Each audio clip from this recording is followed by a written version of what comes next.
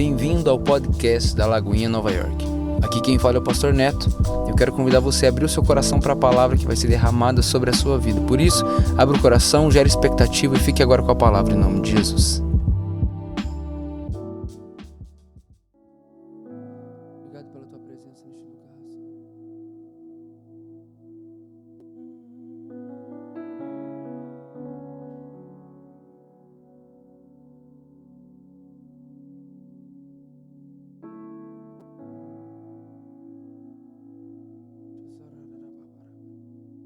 E vi o Senhor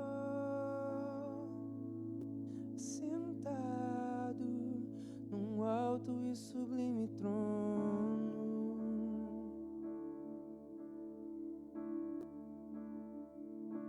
e a orla de suas vestes encheu o templo, e anjos voavam sobre você.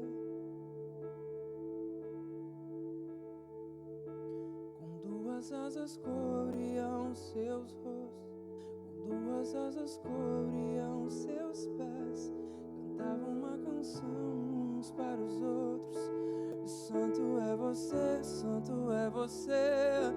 Com duas asas cobriam seus rostos, com duas outras cobriam seus pés, cantavam uma canção uns para os outros: Santo é você, Santo é você. E toda a terra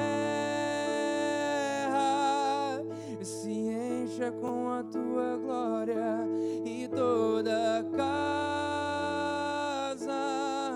se encha com a tua fumaça, e que os meus olhos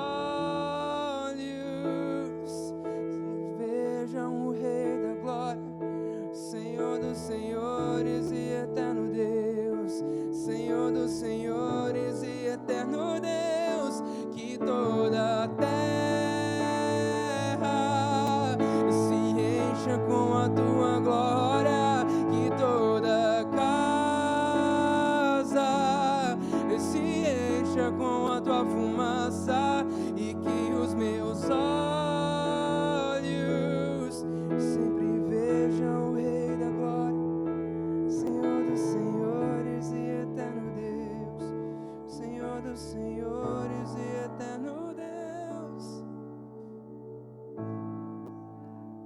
Tu és santo, Jesus. Tu és santo.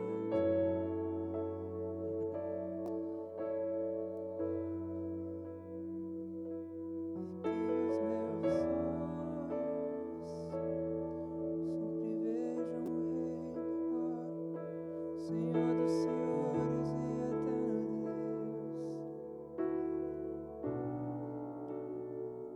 Obrigado, Espírito Santo, pela tua presença nessa noite. Te damos liberdade mais uma vez nessa noite, Deus. Fala conosco. Revista-me da tua glória nessa noite, Pai. Que cada palavra desse altar seja como semente lançada em terra boa, Jesus. Toca nos teus filhos nessa noite. Alinha o nosso coração com o teu. Nos encha do teu amor nessa noite, Jesus. Possamos queimar de amor por ti todos os dias.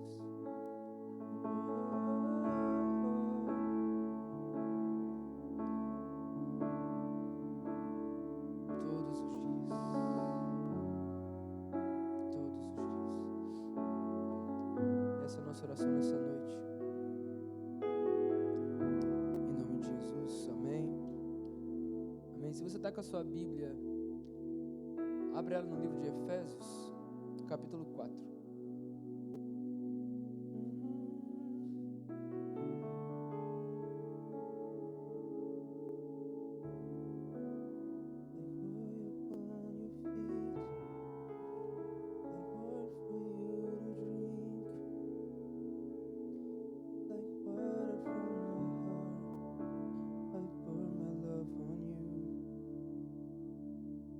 Lavish mine on you.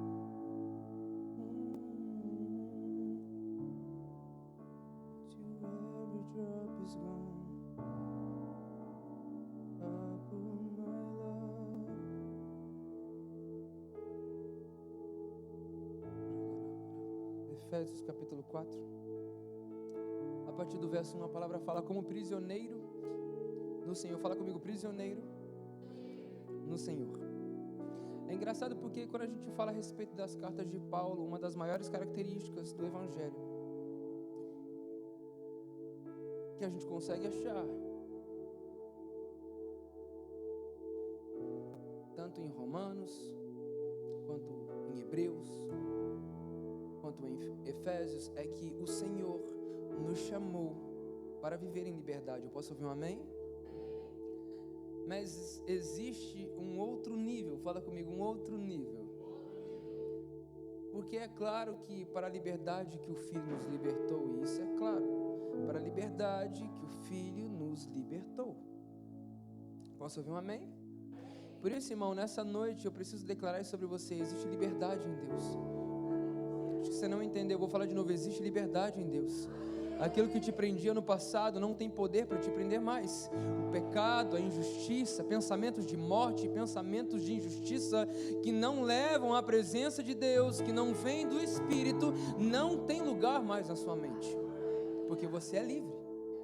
A gente cantou, nós somos livres no Senhor. Não somos mais escravos do medo, porque se o Filho nos libertou, verdadeiramente seremos livres. E sim, Ele nos libertou. Mas existe algo incrível da parte de Deus.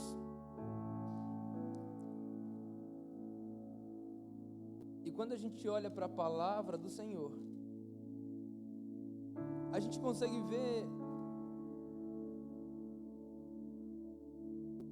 que existe um outro nível. E quando a gente começa a analisar tudo aquilo que o Senhor fala, desde Gênesis a Apocalipse, a gente consegue ver uma passagem na palavra que fala sobre o escravo da orelha furada. Pastor, o que é isso? No Antigo Testamento existia uma realidade onde o escravo servia o seu senhor durante algum tempo. Mas depois de algum tempo, esse senhor então tinha o dever de, como um judeu, libertar esse escravo. Mas se esse escravo amasse ao seu senhor ao ponto de servir ele de graça, sem ser escravo, esse escravo então era levado diante das autoridades judaicas para que a sua orelha fosse furada. Em outras palavras, o escravo da orelha furada não é aquele que é escravo porque alguém o escravizou, muito pelo contrário, ele é escravo porque ele decidiu ser escravo. O pastor está ficando confuso. Eu sei, porque é difícil você viver essa realidade. É difícil você crer que alguém se meu rerabarabaçô. É isso aí, essa é a palavra que você achou no seu vocabulário, fugiu do meu. Submeta, é difícil você achar alguém que se submeta a alguém por livre, espontânea vontade, por prazer de viver debaixo dessa autoridade. Pois bem, existe uma realidade da palavra que eu e você precisamos entender. Nós fomos comprados, não foi por prata ou por ouro, como diz em 1 Pedro 1:18, ele fala: vocês não foram comprados por prata ou ouro, mas pelo precioso sangue de Cristo. E a partir do momento que tomamos consciência daquilo que o Senhor fez por nós, começa a gerar no nosso coração uma gratidão. Eu não sei se você já está comigo nessa noite, mas eu já comecei a pregar. Quando você começa a tomar consciência daquilo que o Senhor já fez por você, isso começa a gerar no seu coração uma gratidão, um amor, um desejo, uma vontade por mais dessa presença. Pois bem, quando nós entendemos que o Senhor nos comprou do império das trevas, supposed to be o que nós deveríamos ser, sabe o que é, irmão? Escravos.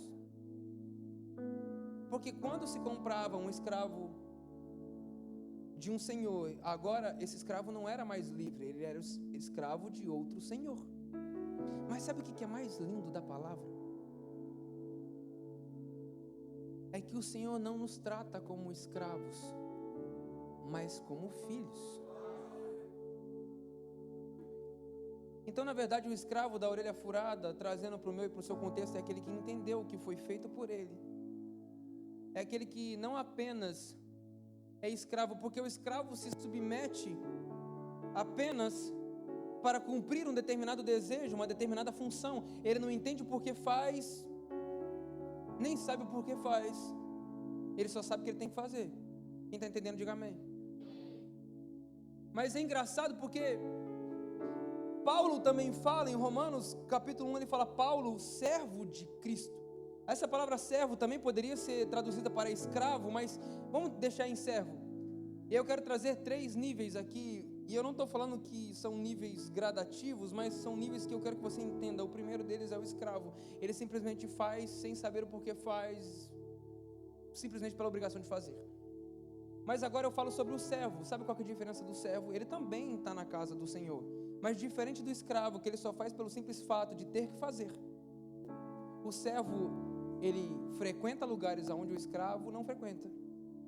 E muito pelo contrário, do primeiro exemplo, o segundo, ele conhece alguns dos desejos e o porquê ele faz aquilo que faz. Tem alguém que está entendendo o que eu estou falando aqui? Eu tenho o escravo e eu tenho o servo. O servo já acessa lugares que o escravo não acessa. O servo já vive realidades que o escravo não acessa pelo simples fato de ser escravo e o outro ser servo. Pois bem, mas existe uma realidade ainda maior. Existe uma realidade de filiação que nós recebemos do Senhor. E quando eu falo a respeito disso, esse texto pula minha mente, Efésios capítulo 4, e a palavra fala, como prisioneiro no Senhor. Calma, pastor, mas a gente não está falando de prisioneiro? Vamos continuar lendo. Rogo-lhes que vivam de maneira digna da vocação que receberam. Sejam completamente humildes e dóceis. Sejam pacientes, suportando uns aos outros com amor. Façam todo o esforço para conservar a unidade do Espírito pelo vínculo da paz. Há um só corpo, um só Espírito, assim como a esperança para a qual vocês foram chamados é uma só. Há um só Senhor, uma só fé, um só batismo, um só Deus e Pai de todos, que é sobre todos, por meio de todos e em todos. Verso 11. Verso 11. Aquele que desceu é o mesmo que subiu, ou melhor, sobe, falei para o verso 10, verso 11. E ele designou alguns para apóstolos, outros para profetas, outros para evangelistas, outros para pastores e mestres.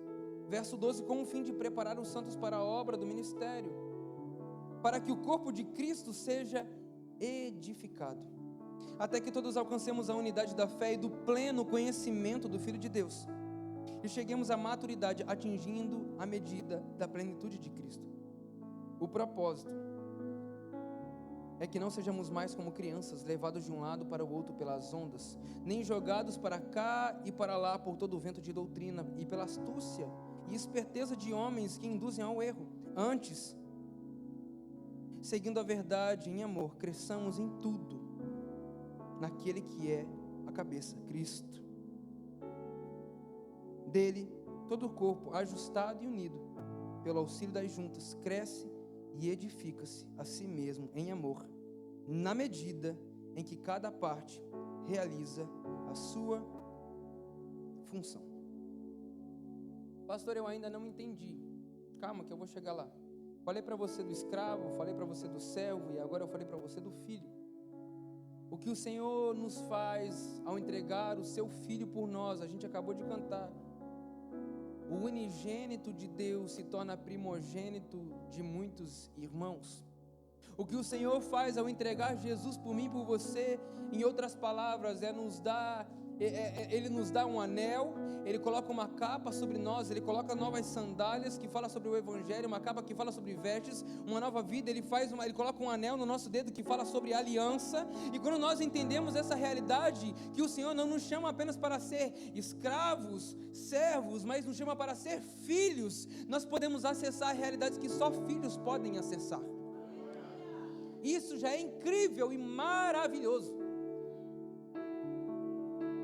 Mas existe um nível dentro da filiação. Como assim, pastor? Filhos maduros que entendem e realizam o desejo do coração do seu pai. Quando a gente começa a ler esse texto, Paulo ele fala sobre o filho. E que filho? O filho imaturo. Você não pode ser aquele que não vive realidades sobrenaturais e espirituais. Por quê, pastor? Porque se você ainda é criança na fé, você deixa de viver realidades. O que o Senhor espera de mim e de você, não apenas como escravos, não apenas como servos, mas como filhos de Deus, é que possamos crescer à medida da estatura de Cristo. É por isso que Ele entrega para cada um de nós chamados, é para isso que Ele entrega a cada um de nós dons, é para isso que Ele entrega para cada um de nós ofícios dentro do seu reino, porque Ele espera que cada um de nós possamos viver tudo aquilo que Ele tem para nós. Pastor, o que você está querendo dizer com isso? Eu não sei nem como é que eu posso chamar um tema para isso aqui, mas se é um tema que eu possa dar, é Deus conta com você. Porque o que a gente começa a ver no começo do texto é o seguinte: como prisioneiro em Cristo Jesus, no nosso Senhor, rogo-lhes que vivam de maneira digna da vocação que receberam. Irmão, já está na hora da gente começar a viver de uma maneira digna, de acordo com a vocação que você recebeu. O amém diminui, está tudo bem, mas eu vou falar de novo para ver se você fala amém de novo. Está na hora de você começar a ser tudo aquilo que Deus espera que você seja. Está na hora de você começar a se posicionar da maneira a qual o Senhor espera. Ele fala: ei, como prisioneiro do Senhor, eu te peço, eu rogo a vocês que comecem a viver de maneira digna, de acordo com a vocação que vocês receberam. Irmão, preste atenção nisso. Você foi chamado para ser filho de Deus, e como a gente leu hoje pela parte da manhã, em Efésios 2, você está sentado nas regiões celestiais, juntamente com Cristo. Você tem noção da responsabilidade do ofício que você carrega? Você carrega o nome da família. Você carrega a autoridade do Pai. Você carrega a responsabilidade de viver tudo aquilo que o Senhor tem para você. Pastor, e o que o Senhor tem para mim? Essa é a grande graça do Evangelho. Quando nós entendemos num primeiro momento que fomos libertos, quando esse amor nos alcança de uma tal maneira, o escravo da orelha furada, ele fala assim: não, na verdade eu não quero ser livre dessa obrigação, porque isso aqui para mim não é uma obrigação.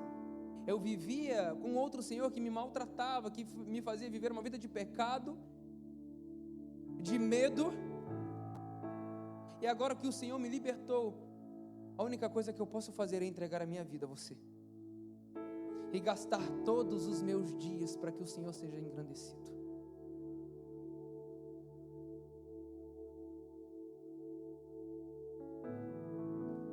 Isso começa a ficar mais perigoso ainda, irmão, porque à medida que você se entrega, como diz a Sam, a medida da sua entrega é a medida do quanto você mostra a não entrega de outros. A medida do quanto você começa a viver é a medida do quanto você mostra que outras pessoas não estão vivendo. E Paulo fala isso, ele fala assim: ei, presta atenção nisso. Ele designou. Nosso Deus é um Deus de sonhos. O nosso Deus é um Deus de projetos. Ele já designou sonhos e projetos maravilhosos para você. Mas como eu disse para você pela parte da manhã, existe uma vida, não uma vida, e não parte da sua vida, mas uma vida inteira que precisa ser vivida pelo Espírito. Quando você vive uma vida pelo Espírito, você começa a entender que o Senhor colocou nas suas mãos sonhos, projetos, missões, desejos, anseios, presentes, dons. Tem alguém comigo aqui nessa noite em nome de Jesus? Ministérios, chamados. E ele fala, ele designou. Eu creio nessa noite, irmão, que enquanto eu estava ali orando com o pessoal, me via muito essa cena na cabeça. Sabe quando a pessoa está morrendo e aí aparece aquele pronto-socorro, que ele está com aquele desfibrilador assim, quando a pessoa está morrendo ele vem, e bota na pessoa assim para ver se ele acorda. Foi essa cena que o Espírito Santo falou para mim assim: hoje eu vou acordar chamados nessa noite. A única coisa que eu quero que você saia daqui é entendendo que o Senhor designou você para uma missão. Existem sonhos, palavras esperando para que você se posicione em direção não apenas como escravo, não apenas como servo, porque nós somos escravos e servos, mas o Senhor nos chama de filho, e como filhos de Deus, nós carregamos o nome da família, nós queremos agradar o desejo do nosso Pai. Por isso, irmão, nessa noite, em nome de Jesus, Ele designou você para um propósito muito maior do que você possa imaginar. Essa cidade conta com a manifestação do seu propósito. A sua família conta com a manifestação do seu propósito. Existem no nosso meio apóstolos para serem levantados. Cadê você, irmão? Cadê você, irmão? Você que vai desbravar, você que vai abrir igrejas, você que vai carregar o nome da família aos 4 cantos dessa América, de alto a baixo, de norte a sul, de leste a oeste. Deus te chamou para ser apóstolo, o Senhor te chamou para ser profeta. Cadê os profetas dessa nação, meu Deus do céu? Aonde estão aqueles que se levantarão para abrir a sua boca, não para falar palavras do seu coração, mas palavras que fluem do trono de Deus, com temor, não preocupados se estão agradando uns ou outros, porque em Gálatas, Paulo deixa muito bem claro, ele fala assim, ó, isso aqui é sensacional, presta atenção nisso, irmão. Paulo, a ser questionado a respeito do evangelho que ele pregava, que era o evangelho de Cristo, esse evangelho que nós cantamos e declaramos, que Jesus veio, se fez como a sua criação, se entregou por nós, derramou todo o seu sangue, toda a sua vida, para que eu e você pudéssemos viver a sua vida. Ele tomou a nossa morte para que vivêssemos a sua vida. Esse evangelho pregado por Paulo, olha o que Paulo fala em Gálatas, capítulo 1, ele fala o seguinte, como já dissemos, verso 9, capítulo 1, verso 9, como já dissemos, agora repito, se alguém anuncia a vocês um outro evangelho diferente daquele que receberam, seja amaldiçoado. Acaso agora eu busco a aprovação de homens ou a de Deus? Ou estou tentando agradar a homens? Se eu ainda estivesse procurando agradar a homens, eu não seria servo de Cristo.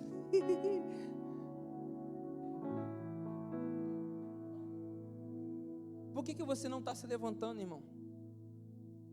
Por que você está deixando de lado o ofício que Deus te deu com tanta honra, com tanto privilégio? Você é embaixador do reino de Deus nessa cidade. Pastor, mas eu não falo bem. Irmão, se você começar com desculpas, fica tranquilo, porque tem várias desculpas que você pode falar. Mas para todas as suas desculpas, o Senhor tem uma solução. Moisés chegou diante do Senhor e falou assim, eu sou o gago. Ele fala assim, não tem problema, porque a partir do momento que eu começar a falar através de você, sinais, maravilhas e prodígios acontecerão, e será inquestionável a manifestação do meu poder através da sua vida. Você pode não falar bem, mas quando eu te usar, certamente saberão que sou eu.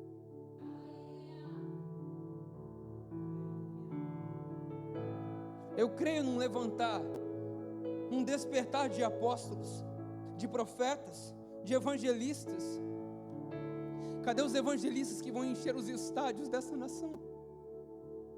Não é possível que o Senhor levantou homens como Billy Graham para moverem cidades, pessoas de norte a sul, de leste a oeste, que viajavam as nações para vir aqui receber apenas uma palavra de um homem de Deus. Ei, existe um chamado dos céus sobre a sua vida. Existem nações esperando pela manifestação do seu propósito. Existem estádios esperando que você comece a abrir a sua boca, irmão. Cadê você, filho?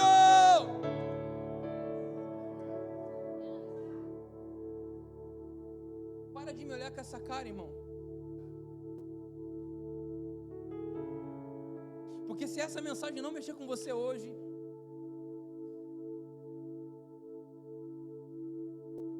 cadê os pastores?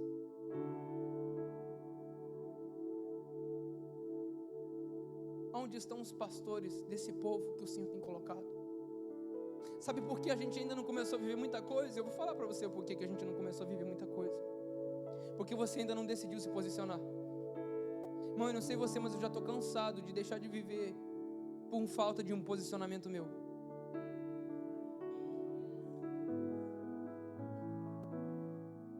Tudo aquilo que o céu prometeu para você já está pronto, você não entendeu ainda, já está pronto, não é que Deus está melhorando, Deus está caprichando, já está pronto, irmão.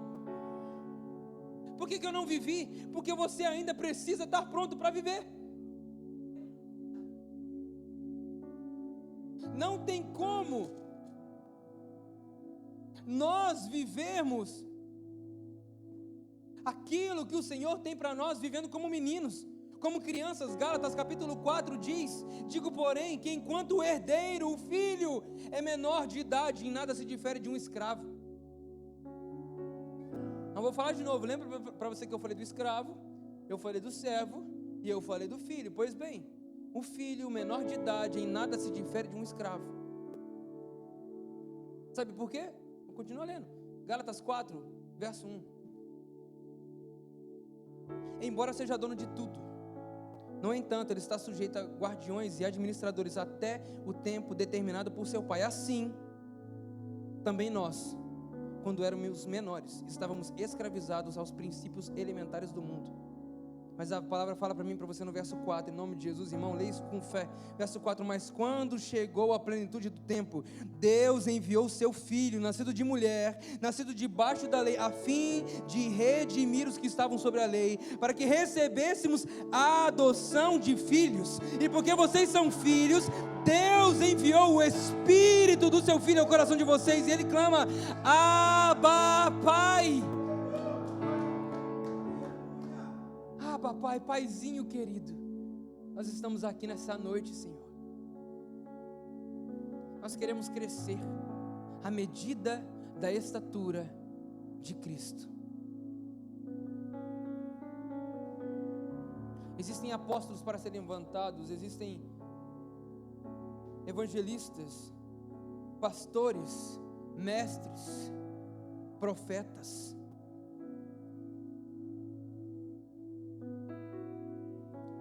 Irmão, de uma vez por todas a gente precisa se levantar e assumir a responsabilidade que o Senhor está colocando nas suas mãos. Eu não sei, talvez você veja aqui pela primeira vez: pastor, nem faz parte dessa igreja. Que bom, que bom. Você vai voltar lá para a sua igreja com essa palavra, você vai começar a fluir onde Deus colocou. Porque não é sobre uma placa de uma igreja, irmão, é sobre posicionamento de filho. Acho que você não entendeu, vou falar de novo. Não é sobre uma placa de uma igreja, é sobre posicionamento de filhos de Deus. Quando você entende o porquê você foi chamado, a identidade que você carrega, nada te para, nada te para, nada te para, porque você foi feito livre, livre, livre para viver tudo aquilo que o Senhor tem para você. Mas isso depende de uma vida vivida no Espírito. Quando você entende que aquilo que o Senhor tem para você, você não vai conseguir acessar pela força do seu braço, mas através do Espírito Santo de Deus. É quando você fala: Senhor, eu entendo o teu chamado, eu entendo o teu propósito, assim como diz em João capítulo 14, ele fala: se vocês me amam, obedecerão aos meus mandamentos. E assim como eu estou no Pai, o Pai está em mim, eu estou em vocês.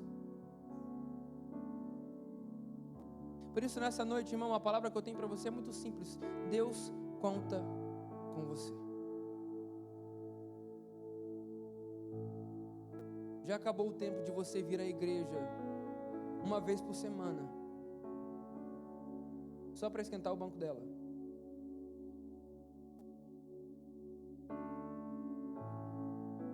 Começa a ser pastor lá no GC. Começa a ser evangelista lá no seu trabalho. Começa a ser um mestre para os teus filhos. Começa a ser profeta para a tua família, para essa cidade. Deixa o Espírito Santo, irmão, começar a mover realidades, começar a transformar situações, transformar o seu coração. Se coloca de pé nessa noite em nome de Jesus.